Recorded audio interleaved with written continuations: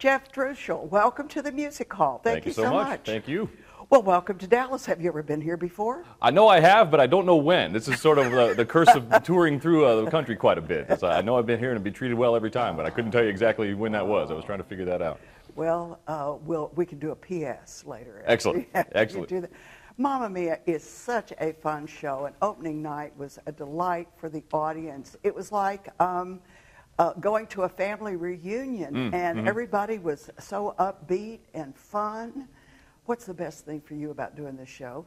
Well, I think it's just the energy every night. I mean, you kind of do some shows that feel like work some nights when you show up to the theater, but this one never feels like work. It's a lot of fun. As you know, it sort of gets the crowd involved quite a bit too at the end, and it's really good energy the whole night. I know. See, I told a friend of mine who has seen it before, but she's one of those that wants to get to her car.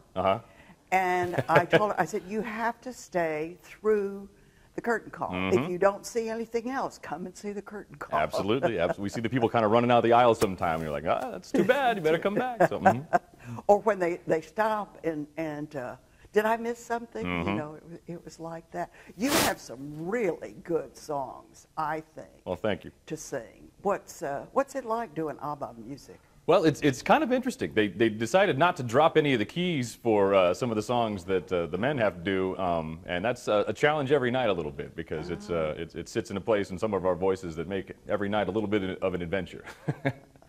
Or maybe you don't talk very much during the day. that's part of it too. Don't vocal rest a lot. Yeah. Yeah.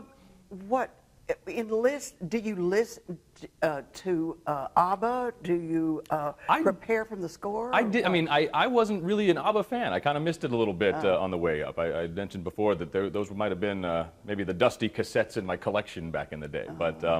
But it's been fun to sort of rediscover this music in a way that because it means a lot to a lot of people, and seeing it in this context is a lot of fun. You know, the narrative of the songs, you know, in some ways applies to other people's lives in a way that has been woven into this story, and it just makes for a really interesting sort of exploration of some music that's been around for quite a while. I love it when the intro starts, and you'll hear in the audience will hear somebody going, "Oh," because they recognize it, and then they're charmed because of how it fits into the narrative. No, that's the real fun when you have. You know, I sing "Knowing Me, Knowing You," and a lot of times, you know, I'll get out there and I'll hear some audience members, you know, give the aha, you know, and that's fun. Or the other night was really interesting. We, you know, Donna's character comes out, and as soon as she begins, "Winner Takes It All," I just heard a few gasps from like a couple in the audience, and it's just, you know, it's just neat to have like sort of those like really visceral reactions to something that, you know, you don't usually get that really, you know, interactiveness of a theater experience sometimes. Well, and it's. I think the show has almost a sports feel to it because people are not sitting quietly, waiting for the appropriate moment to absolutely react. If it's too polite, it doesn't really quite work for an audience sometimes. So it's fun to you know, shake people up a little bit from a theater experience they might not have had. I enjoyed seeing your performance and the performance of your cast because of your energy. But it wasn't frenetic, you know, it didn't seem manufactured. Is that good? I mean, is that what you all are working toward? Absolutely. I mean, you can sort of throw a lot of energy out on stage and it just becomes a little too much chaos. But I think that's really part of the skill of the production team and the directors bringing the show that's been around for, you know, quite a while to really allow the performers to bring a lot of themselves to each of the roles. I mean, that was the first thing the director said to me when I came into rehearsals. She said, "We really want your version of Sam."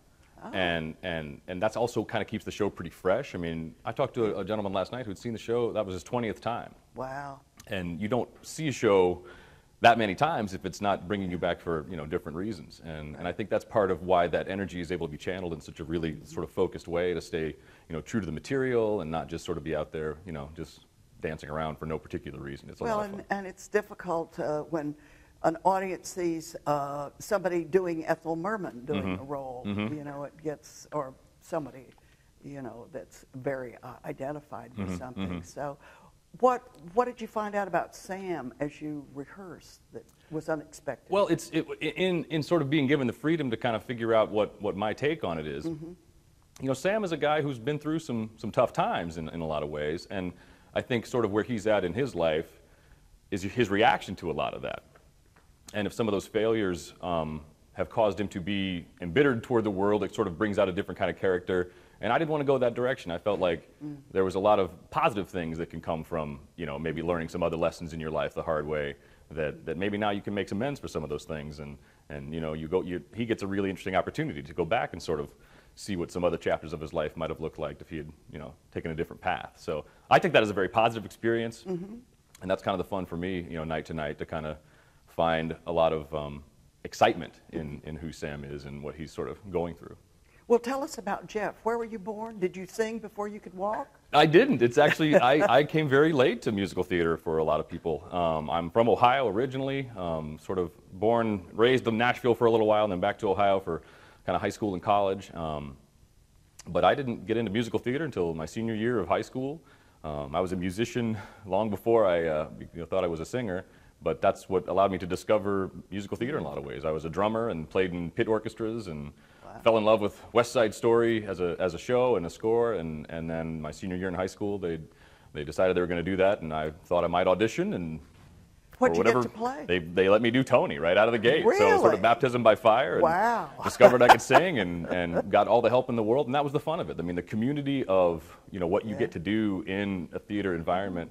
It hooked me, and I've sort of tried to get away from it, can't seem to, and here we are, bouncing around the country again, doing a great show. All right. Where did you go to college? I did. I graduated from a small university, Ashland University in Ohio, okay. But I also went to a couple of different places. I kind of bounced around, so I'm sort of used to not being in one place very long, so that sort of makes a lot of sense for the tour life. Well, looking at your resume, I'm just fascinated by some of the characters that you played, and with say 1776 or My Fair Lady or Man of La Mancha. My goodness, tell us about all of that. I mean, how did you get to do all of those wonderful things? It's been an interesting path because early on I was told I'm going to be pretty hard to type. You know, I was always kind of a bad guy, villain character just because I have a little heavier voice sometimes. So, but I've gotten to play some of the quirkier leading men as well. And it's just been interesting to kind of see what opportunities have opened up for me. And the exciting part now for me is I've sort of jumped into a little different type. I'm now, you know, dad age and doing a lot of dad stuff. And it's really been a lot of fun to kind of to age into some really interesting things. Where are you based now? Sort of all over. I'm kind of figuring out what that's going to be. I spent 10 years in Los Angeles, been back in New York now for a few years, but I may be headed back to grad school for a bit to kind of retool and kind of maybe go do a little more regional theater kind of approach to things. Or figure out what you're going to be when you grow up? Precisely. There's no need to hurry to grow up. I did Peter Pan a long time ago, and it's sort of like that seems to have stuck as well. So.